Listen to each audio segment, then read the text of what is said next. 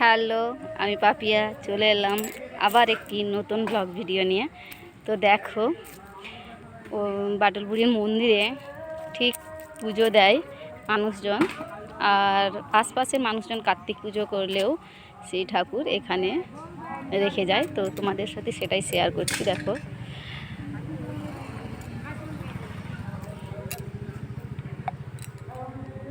এই দেখো, সবাই কার্তিক পুজো করেছে, আশপাশের লোক এখানে রেখে গিয়েছে। আর এখানে যে মানসিক করে, ঠিক আছে, পুজো দেয়, মানসিক যখন শোধ করে তখন এই যে ঘোড়া দিয়ে পুজো দেয়, ঠিক আছে। এই দেখো, নানা রকম ঘোড়া দিয়ে পুজো দেয়। তো তোমাদের যদি ভালো লাগে এই আশপাশের জায়গা, তোমরা নিশ্চয়ই এখানে আসতে পারো, এসে ভিডিও বানাতে পারো। খুব সুন্দর জায়গা।